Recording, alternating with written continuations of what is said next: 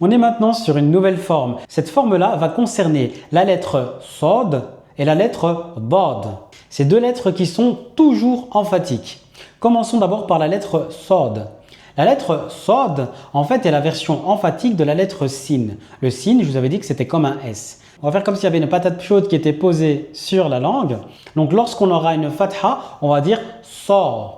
Lorsqu'on va avoir une damma, on va dire Su. Lorsqu'on aura une kasra, on va dire Si. Et comme je vous ai dit déjà, n'hésitez pas à exagérer dans la prononciation et même dans la mimique que vous allez faire, c'est tout à fait normal. Un petit tips, n'hésitez pas à prononcer certaines lettres devant votre miroir et lorsque vous entendez que vous sortez le bon son, mémorisez la mimique que vous avez fait pour savoir exactement comment est-ce que vous allez pouvoir la répéter. Lorsque je vais écrire la lettre Sod, je vais partir de la ligne d'écriture, je vais faire comme une ellipse, revenir sur la ligne d'écriture, l'allonger et ensuite faire comme un U qui passe en dessous de la ligne d'écriture. Lorsque le U retouche la ligne d'écriture, c'est fini.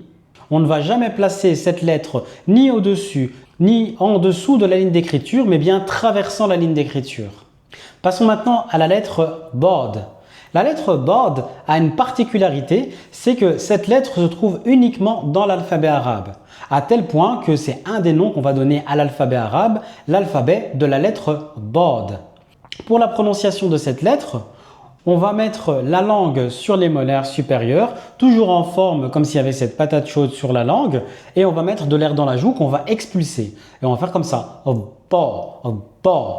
Lorsqu'on va la prononcer avec une fatha, on va dire ba. Lorsqu'on va la prononcer avec une damma, on va dire bo. Lorsqu'on va la prononcer avec une kasra, on va dire bi. Il ne faut surtout pas penser que la lettre bod, c'est l'équivalent de la lettre del, mais en version emphatique. Les deux points d'articulation de ces deux lettres sont différents. Donc, on ne peut pas prendre l'articulation du del et de se dire on va mettre juste la langue en forme de patate chaude. Donc, on a bien deux lettres qui sont totalement distinctes. Et la lettre bod, c'est ce que vous allez notamment retrouver dans El-Fatiha lorsque vous allez dire Dalin. Maintenant, pour son écriture. L'écriture de la lettre bod va avoir les mêmes points d'attention que le Sod.